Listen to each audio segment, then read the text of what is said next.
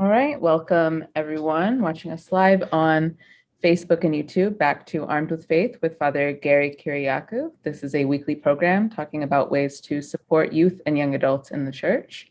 Father Gary is the pastor of Youth and Young Adult Ministries for the metropolis of San Francisco. And he has a special guest today, which he'll introduce in a moment. I'll just give a few general announcements that Orthodox Christian Network is a 501c3 corporation and a 100% donor-supported ministry. So we rely on donations from viewers like you to keep these programs free and available. We also have a special fundraising effort at the moment. We are working to broadcast Orthodox programs in Ukraine. And so if you take a look at our website, you'll see that we have a special fundraising effort specifically for that project. So please do go and support that. You can see some videos on our YouTube channel talking a little bit more about what we're doing, but we're trying to provide regular Orthodox content on a local news station in Kiev there and hopefully elsewhere in the future. Just want to make sure that we are supporting as much as we can with content. Of course, as always, please support us with your prayers. And I will turn things over to Father Gary for the program. Thank you, Noel. Really appreciate it. It's good to be back here live and got a very special guest with us today. Carol Kouracos was born in Paraguay and raised in Pullman, Washington, where she studied and received a Bachelor's of Arts in Communications from Washington State University. She currently works as the office administrator at St. Paul's Greek Orthodox Church in Irvine, California, where she's been an active member with her husband, Steve, and their family for more than 30 years. In 1988, Carolyn participated in Project Hope. Project Hope was the predecessor to the OCMC and did a mission trip to Kenya and has worked as a youth ministry advisor for St. Paul's for several years. Carolyn is passionate about mission work and youth ministry and enjoys teaching youth and young adults about poverty in developing countries, as well as within the local community through the hunger strike. So today's topic is going to be the hunger strike. We have Carolyn, who's been a part of this for many, many years. It's been over 16 years. I know that COVID put a little pause into all that, but Carolyn, it's nice to have you. Thank you. How are you today? Hi, Father Gary. I'm well. Thank you very much. Awesome. So talking to my wife over the weekend about the hunger strike and telling her that I was going to go, she said, so what do they do on the hunger strike? And I said, that's a great question. Let's just start there. What is the hunger strike? The hunger strike is a youth retreat for students from junior high through high school. They come, they spend, usually pre-COVID, they spent the weekend, so they would stay the night, but it's a day filled with activities and workshops, games, everything to try to help them understand what poverty is like in a developing country, as well as here within the United States and our local community. So we've mixed that with also workshops and activities that they do to learn a little bit deeper understanding of their faith. So for instance, they'll learn about how difficult water is, clean water in a developing country. Most families in a developing country don't have access to clean water.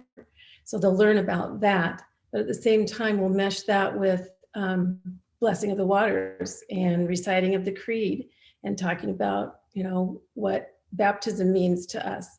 And so we have conversations about that. They'll have small group discussions. They'll learn about food and how scarce food is in a developing country.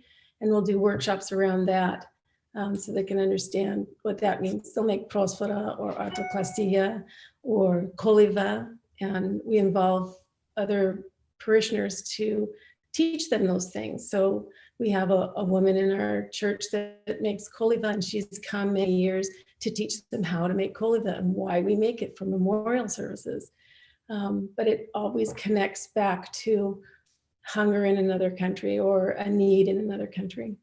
Very neat. So with that, do the kids get a snack during the day? Do they get to eat during the day? I mean, hunger strike implies that there's going to be no eating and no, that sort of thing. So how does that work out? Right. Yeah, they don't. We give them water and we give them Gatorade, and we're not totally mean to them, but they experience hunger on a deeper level. And Orthodoxy, of course, we fast. But for the 24 or 30 hours or 40 hours that we are together, they fast off of food. Although at the end of the day, we do allow them to eat the artoclasia or the prospero that they've made. So it's kind of a small little holy meal that they are able to have with their small group. And how do the kids do with that? By the end of the day, how are they feeling? Surprisingly, after 16 years of this, I had one person not feel well, but for the most people, they're energized, they're excited, and we keep them very busy, very, very busy. This year, we're having them build a Tanzanian village. So they'll build a village for their small groups. They'll each have their own little hut where they can meet. And then we're doing all these other different activities. So they're busy for the whole day. They're not concentrating on being hungry. But we're not totally mean. If somebody's not feeling well, we have a snack for them. I'm sure. I really love the idea and the getting them to understand how scarce food is and how hard it is to come by in some of these developing countries and things like that. We mentioned that you went on a Project Hope, which was the predecessor to the OCMC back in 1988. How did that happen? How did you end up being part of that? Well, I went to, it was a young adult gathering, and the prior year, there was a person from the prior year that was showing a slideshow back when we didn't have technology like we do today. And I saw the slideshow and I felt like it was a calling to go. So I applied and ended up going. And it was life-changing, really, really life-changing for me. And I could probably say that for a lot of my teammates. In what ways did it change your life, do you think? It opened my eyes to what the rest of the world, how the rest of the world lives. And we're not all living in nice homes and have access to clean water. So it does change your life to go on a mission trip. That's very neat. I brought that back. And you said that the hunger strike that you've been leading at St. Paul's in Irvine is in its 16th year. How did it get started, and how has it changed over the years? Well, it actually started, a friend of mine and I started actually with a Protestant version of it. And we started with that. And then as we're going through it, it just didn't feel like it was connecting to Orthodoxy. And so through many different trial and error, I came up with an idea, and I passed it past Father Steve Siklis, and he blessed it, and we started running with it at that point. So we took what was a Protestant version of a fasting youth gathering and brought in Orthodoxy into it. Very good, very good. So 16 years means that you've probably had a couple of generations go through there now, right? And be part of it. How has this affected the kids in a variety of ways? Well, I have young adults now that are on my leadership team that went through hunger strike many years. I have young adults now that are donating to the kids' projects, because another arm of this is that they raise money for different things. So over the years, since 2006, we've raised nearly $100,000. We've put 5 water wells in Tanzania. We've brought desks to a school in Uganda. We've fed people in Kenya and other countries. We've done a lot of good work out there, but it's because our young people are going out and raising money from their parents, their godparents, their neighbors, their teachers. And every year they participate in it. Surprisingly enough, even though they're fasting for the whole weekend, surprisingly enough, they want to come back the next year. That's really cool. That's really cool. I love the teaching aspect of it. And that, so we're talking about St. Paul's in Irvine in Orange County, California, which is kind of remote for somebody listening in upstate New York or maybe even Northern California, right? So how can somebody from out of the area participate in the hunger strike on this Saturday, April 9th? Well, this Saturday they can participate by maybe making a donation, and they can do that from our website, stpaulsirvine.org. But in the future, if any youth ministry leader wants to have a hunger strike at their church, email me. I'm happy to give them information about it. That's really neat. I really appreciate that. So let's say that I have a 13-year-old daughter who I want to bring with me, right? Today's Monday. We're talking this Saturday. What's the preparation like for getting her ready for that event? Well, she can go online to our website, stpaulsirvine.org/hunger strike. There's registration information there. There's information to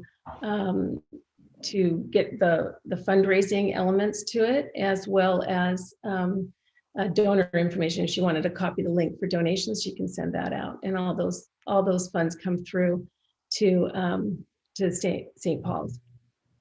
Very neat. What's the day look like? I see it starts at 9 a.m. I love that everything's 9, April 9th, 9 a.m. to 9 p.m. Yeah. So very easy to remember. What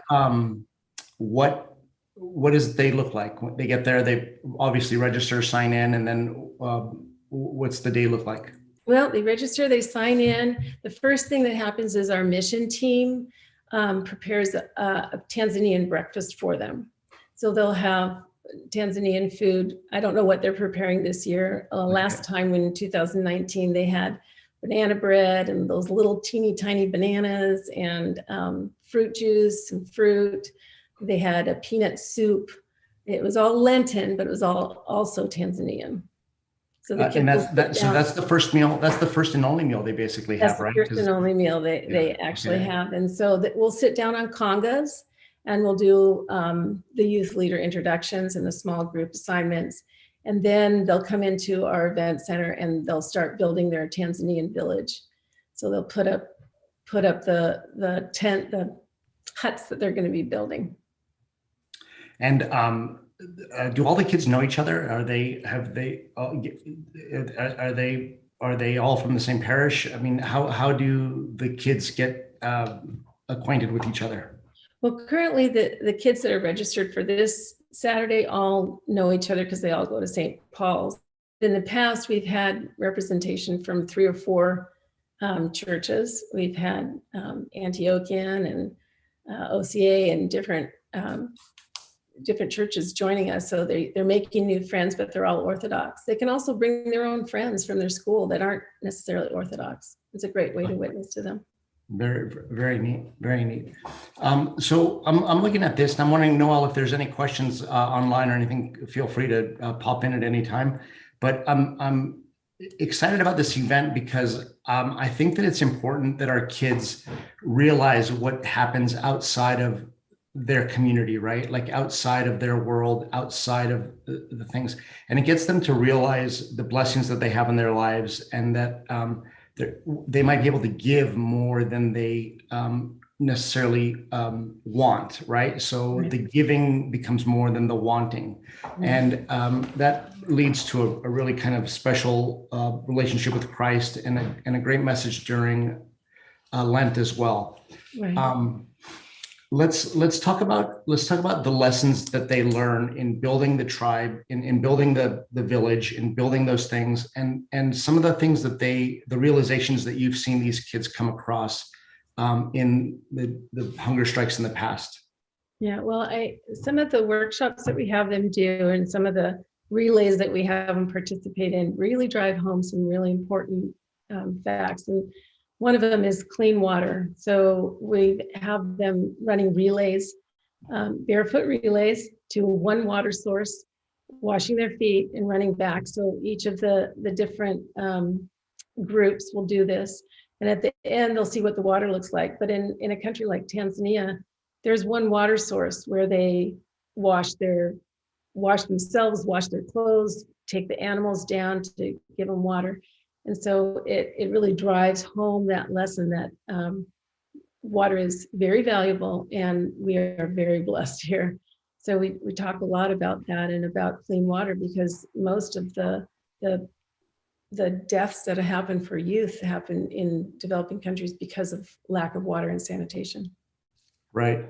And then you mentioned that St. Paul Minerva does a lot of outreach there, mission work in Africa. You mentioned Uganda as Tanzania. What can you name some of the things that St. Paul has done and some of the projects that they've been able to accomplish over the years over there? Absolutely. Actually, our focus has primarily been in Tanzania, and we've built a church there. 2007, I believe we consecrated it, and it's called St. Paul. We also have supported and helped and had mission trips to that church, but also a medical clinic there as well. And we support, there's 2 schools that we also support there that are Orthodox-based schools. And of course, our water well digging project. We have, at this point, I believe, almost 80 wells that we have either dug in remote areas in Tanzania or fixed that were inoperable wells. And our students back in 2019 for Hunger Strike raised over $25,000 to put in 5 water wells in Tanzania. That is really neat. That is really special. And so in doing so, I'm sure that you've saved hundreds of thousands of lives by providing fresh water and that as well. But the lives that you've touched through building the church and providing an Orthodox outlet for them also. These Tanzanians are part of the Orthodox Church, right? Yes, absolutely. And they have a priest and they have a bishop and they have all of those things, right? They're all part of, Yeah. of the ecumenical church. Have you been to a service there at the church? Not me. My husband went on a mission trip and went there for service. I went in '88 to Kenya, so I've been to a Kenyan service, and it's beautiful because they do it all in Swahili, of course.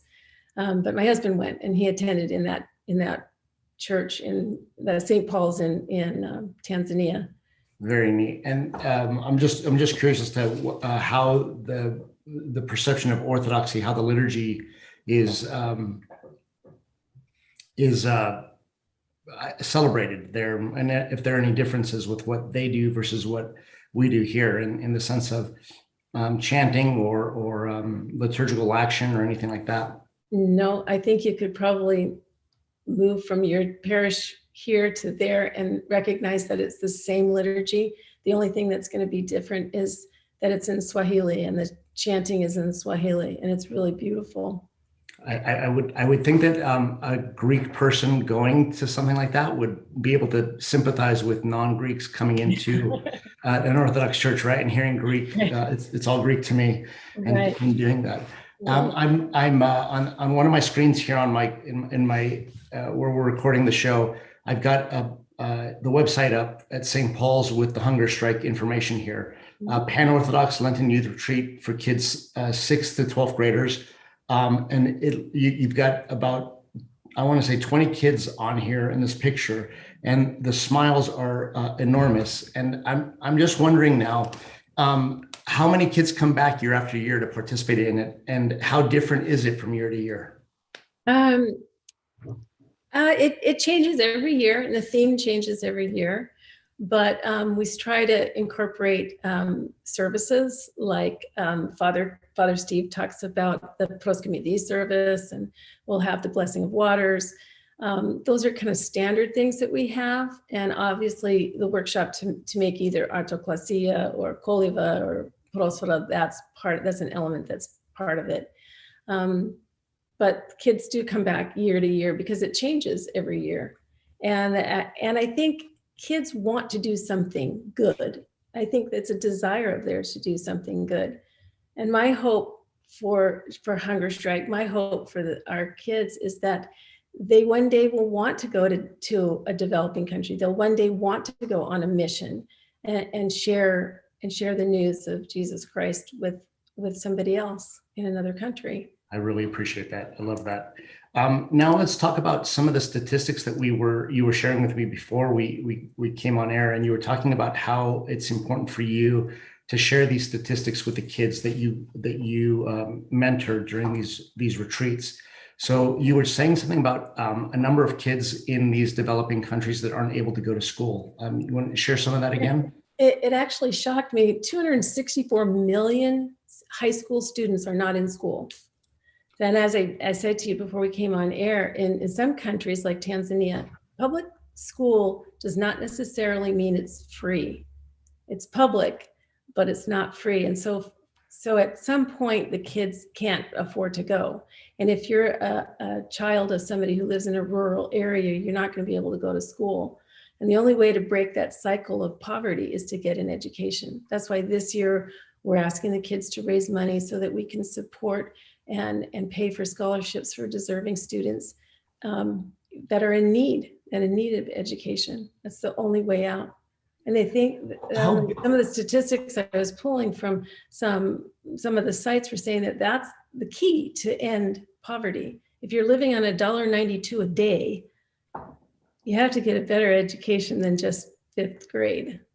Wow, $1.92 a day. How many of us spend much more than that on a cup of coffee, right? With exactly. Almond milk and all the fixings and all that stuff. Let me ask you now too. $600 a year for a student to go to school in Tanzania. To go to high school? To go to high school boarding school. That's boarding room, school. Board, books, tuition, everything.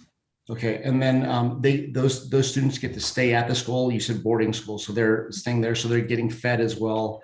Correct. And they're getting their work on their studies and all of that also. Correct.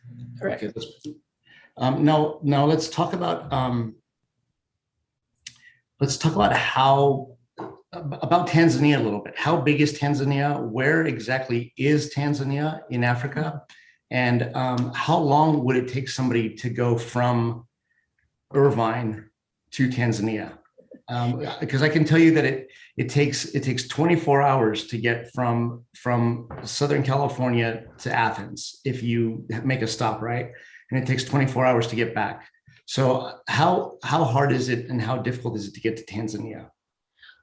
Well, how big the country is and where it's located. I think I heard there's probably about 50 million Tanzanian citizens. Okay. And it is located near Lake Victoria in Western Africa. Okay. Near Kenya and Uganda. Okay. And it has Mount Kilimanjaro is part of that. It also has the largest population of animals. Oh, really? Of all the African countries, yes. And how did you choose Tanzania? How did that come about? Actually, through the history of hunger strike, we've paired with OCMC and IOCC and our own mission team to share whatever funds that the kids have raised. So Tanzania came about because we built a church in Tanzania and we wanted to support that. But initially we were giving money to ILCC and OCMC and other organizations so they could obviously share the benefits that the kids raised and the funds that the kids raised. Very good, very good. Noelle, is there anything online that anybody is asking about and wants to know? Yeah, just one question so far, which is, so a concern, I'll try to summarize, a concern about things like mission trips, also, mission work in general, charity work in general, is keeping the focus on the beneficiary as opposed to it being an experience to benefit the doer, basically. Of course, it is also a spiritual experience, hopefully for the person who's doing the service. Hopefully it's beneficial to them as well. But how do you keep the focus on the beneficiaries? Well, it's interesting that you bring that up because the last hunger strike that we had in 2019, and we're replicating the same thing this year, is at the same time our youth in Irvine are having their retreat. I wrote up a retreat for a group of Tanzanian youth in Bukoba, Tanzania at Holy Apostles. And so they will be having a retreat the same day that we are. And come Sunday morning, we're going to Skype with them. So our kids will be able to see their kids and they'll be able to, we actually have competitions that we have back and forth. They'll be able to ask questions of each other. And so they'll be able to connect face to face with kids from Tanzania. I don't know if that answers the question. Or Yeah, I didn't know if there was another follow-up question with that, Noel. And but I think that's really neat. So the Tanzanian kids are going to be doing a similar retreat at the same time, literally at the same time, right? Even though there's a time difference, literally at the same time they'll be doing that. Right, literally at the same time. Yeah. And then come Sunday morning, you said it's going to be 8 a.m. here on the West Coast, Pacific Standard Time. Right. And then what time will it be in Tanzania? It will be 6 p.m. there. Okay. And So, what's that Skype going to look like? What's going to happen? It'll be exciting. As soon as you hear that bing, bing, bing on the computer, the kids start going nuts. And then they all get excited. And the kids in Tanzania, unfortunately, we project ours up on a big screen in our event center, but the kids in Tanzania have like a laptop in front of them. So you have about 10 heads trying to get in on the screen. It's really cute, really fun and very exciting. And all these games that we play, we compete back and forth. So they have a wonderful time. And I hope at some point it will inspire some of our young adults as they graduate out of high school and hunger strike, that they'll want to go on a mission trip. Very good. Very good. What are some of the other things that are important that these kids are going to grasp on Saturday? What are some of the lessons that they're going to walk away from? One of the things that I like to say for youth ministry is that whenever you leave your kid at a youth ministry event, they're going to come out better than you left them, right? So parents dropping off their kids with you at the hunger strike, what are some of the lessons that you think the kids are going to walk away with? And when mom and dad ask them, you know, what happened, the first answer is going to be, I don't know, or nothing, right? And then after that, when mom and dad press a little bit more, what are you hoping that the kids would say? Well, we're sharing with them a lot of information about poverty in developing countries, and also in our own community. And we're teaching them lessons about love, and that's the theme this year is love never fails. So we're talking about love, and we're talking about our the love that God has for us through showing them through the icons that we have around our church, and the speakers that we have that are speaking about the creed and about loving your neighbor, loving your enemy. And we have the talks along with the workshops and the activities and games. And then they also have a small group discussion time where they're able to kind of work out some of those questions and have a chance to answer and think. And we'll offer them opportunities to write down like a little journal. They can write down things to keep a journal of the weekend. So hopefully they'll come away knowing that God loves them, knowing that they're called to love their neighbor and to help their neighbor and to even love their enemies. And we do that by making love our aim in all things. It's a fantastic lesson to learn. When we talk about these things, you said the last time that the hunger strike took place was 2019. Obviously 2020 was COVID, 2021 was COVID. Here we are 2022. It seems like we're kind of coming out of it a little bit, but what are you noticing with the kids these days that you're mentoring and you're working with? What are some of the effects that you've seen from the COVID pandemic in our kids, and how are they responding to your guidance and your teaching and things like that? I could probably answer that a lot more better on Monday. Okay. But they're slow. It's by this point in 2019, I easily had 30 kids registered. So it's slow. I think people are a little nervous about going back into social groups. And as I told you, it was initially an overnight retreat where the kids would sleep under the dome in the church. And we didn't do that this year because we didn't think parents would be really thrilled with having kids sleep over in an inside situation. Sure.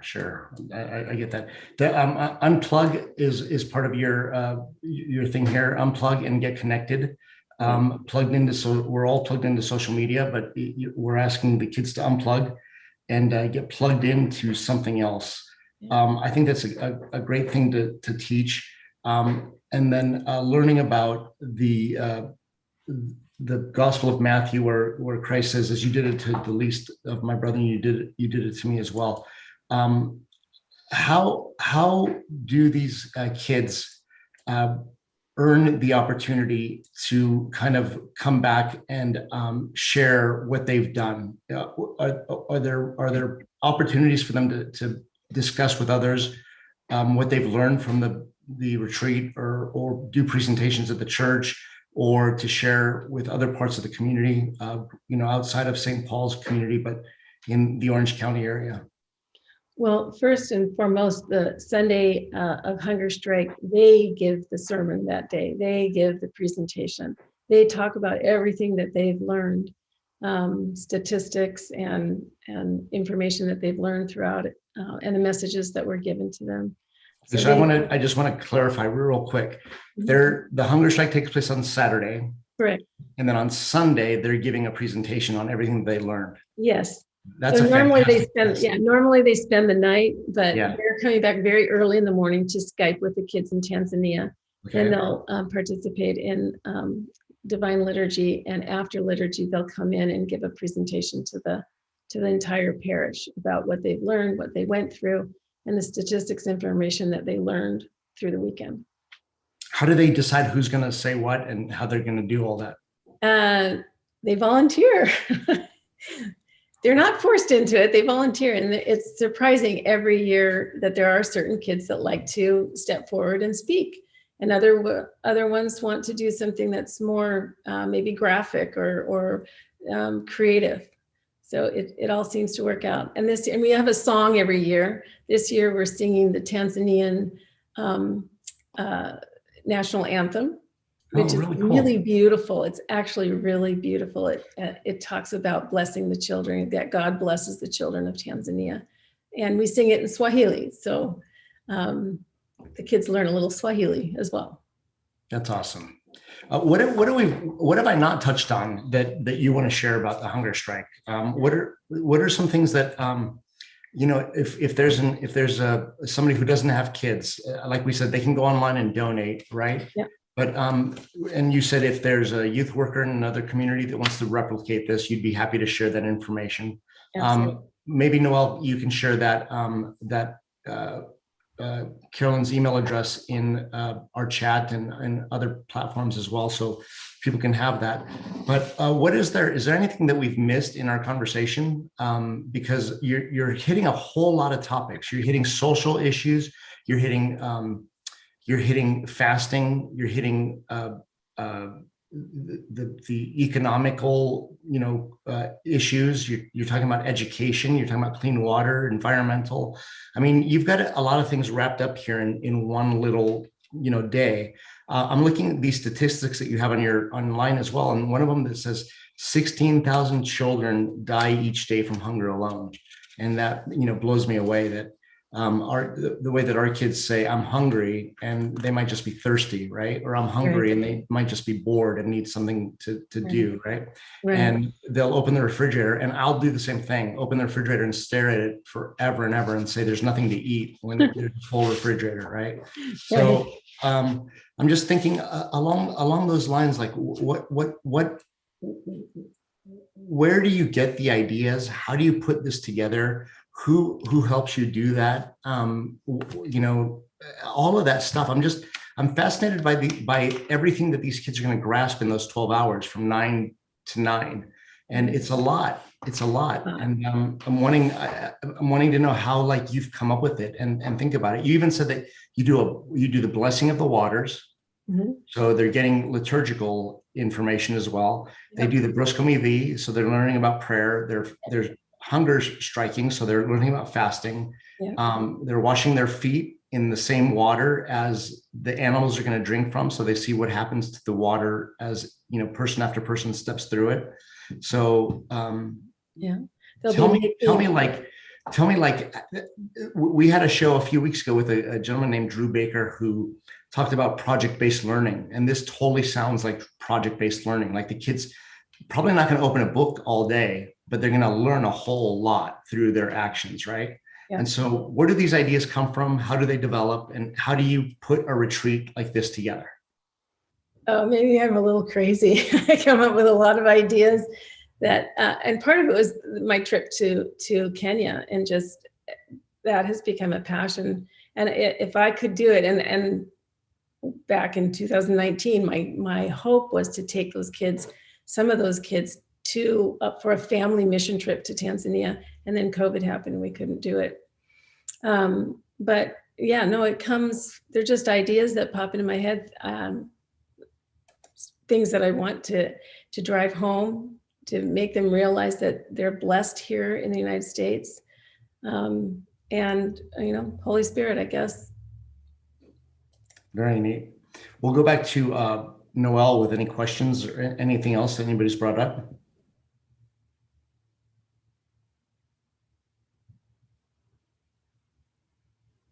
Not seeing any questions right now, but a lot of positive comments about this program. So definitely a lot of interest, but no questions as of right now. Let's hear some of the comments that people are saying. I'd like to know what they're hearing and what they're thinking. Nothing too specific. Let me look at some of the social media comments. Just a lot of, like, God bless you for doing this program. A lot of heart emojis coming through. So I think people are inspired by what you're doing.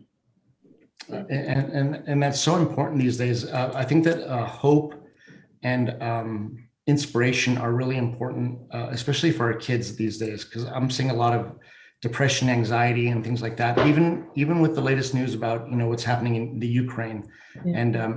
and that as well, and that brings a lot of anxiety to our youth. It does. And one of the things that they say to do if a child is, or a youth is experiencing depression or anxiety, is get them out there to help somebody else. You help somebody else, you start feeling better yourself. One of the things we do too, I didn't mention this, not that I'm pouring everything into one weekend, but we also help focus Orange County by preparing blessing bags for them. So we'll put together kits for Focus OC to hand out to homeless people. That's we'll wonderful. talk about homelessness here in Orange County, which is vastly different than what goes on in a developing country. Right. Totally. Yeah. And I love telling people when they want to find themselves to go help somebody else. And that's exactly where they will find themselves, is in the service of other people. And that's a great lesson there to learn. I want to thank you for your time, and thank you for this opportunity to speak to you about it. I'm really excited to be there on Saturday. I'm going to try to get there as early as I can to be there. I was hoping to be there for the Tanzanian Skype exchange, but if you can record that somehow and we can share that, that would be a really neat thing to get to see. And I think that the lessons that these kids are going to learn on Saturday are going to be life-changing and heartwarming.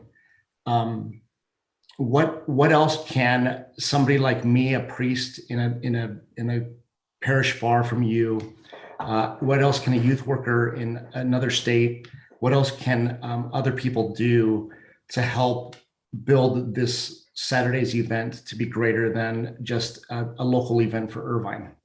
Well, it's not a local event for Irvine. It's open to anybody in Southern California. Great. So any Orthodox youth or their friends that are willing to come, they're welcome. So they can register online at our website. And everything they need for the weekend is there on that website: how to register, donation links, and also the information they need for how to go about fundraising. Very neat. And I love the picture that you have on that donation page of the young girl with the chalkboard. It looks like she's in a clay bricked building, and it's heartwarming to see how much these kids want to go to school, and how our kids get to notice and respond to their life circumstances with what we have here as well. So thank you very much for being a guest today. Want to say that these events are few and far between, and I think that bringing more exposure to them and getting our kids to realize that there are opportunities for them to learn these things, and inspiring them to go on mission trips, like you said, Carolyn. Maybe one day they'll be inspired to go and to serve. And I love that question that you posed, Noel, about the focus on the beneficiary rather than what we get out of it. Because I mentioned very often, and maybe I shouldn't, but how great it is, how great you feel after serving somebody, and whether it's visiting someone in the hospital or doing a service project or working at a homeless shelter, the joy that you get from knowing that you've helped somebody is really an overwhelming joy and a love and a real great way to meet Christ in those people as well. Absolutely. So, yeah. Well, and thank you. I thank you very much, Father Gary, for allowing me to come on and talk about hunger strike. My dream at the beginning of all this 16 years ago was that one day that there would be many parishes around the country that were doing hunger strike all at the same time, and that we could do some great good with it. And we ironically, or maybe not so ironically, we have it every year on Saint Mary of Egypt, who was a runaway teenager. And so it's a special, she's kind of the patron saint of hunger strikes. So it would be nice one day to hear about many different parishes across the nation that were doing hunger strike the same weekend. And I'm more than happy to help them and to give them whatever information that they need.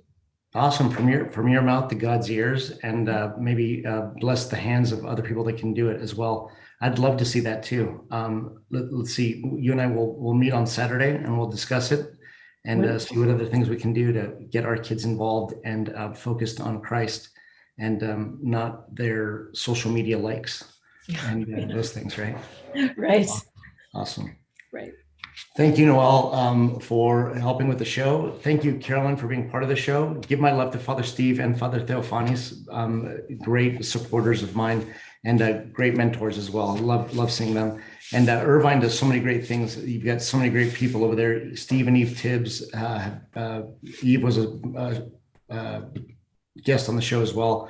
So give them all our love and tell them that we're getting inspired by the work that they do and totally inspired by this project as well. And like I said, looking forward to being with you on Saturday. So thank you. Likewise. See you on Saturday. Okay, great. Thank you, Noel.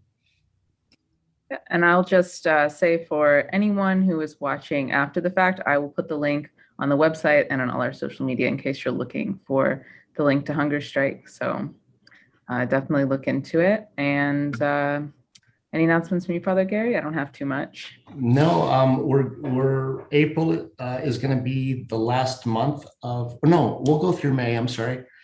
May will be the last month of Armed with Faith for the season, and then we'll stop until September. But got some great shows lined up and some great guests that we're hoping to have. Was really inspired by the last couple shows that we did, and this one totally blows the roof off with youth ministry and getting our kids involved. So again, thank you to Carolyn. Good luck to her on Saturday. God's blessings. God bless it. And Noel, thank you to you for what you're doing. And Noel, if you can tell us one more time about what the OCN is doing for the Ukrainians and offering hope to the people of the Ukraine as well.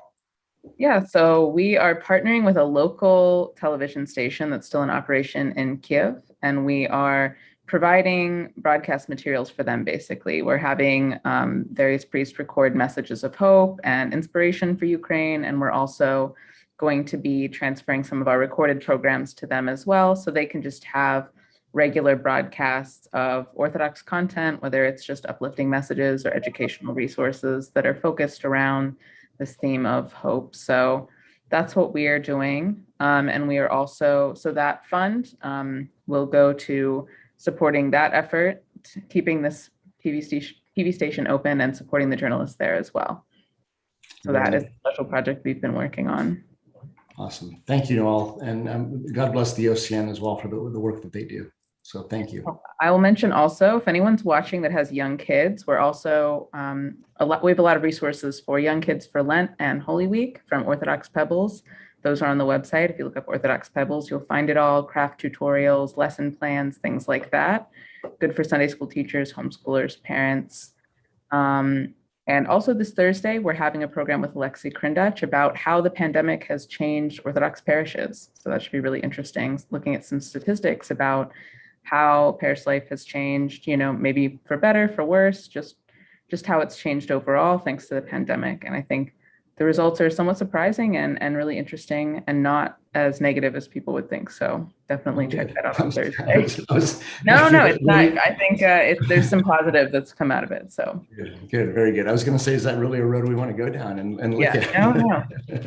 Good, very cool, awesome. Thank you once again, and thank you to everybody for listening and watching. And look forward to being with you again next week on Monday at 4 p.m., 7 p.m. Eastern, here on Armed with Faith. Have a great night. Good night. Good night.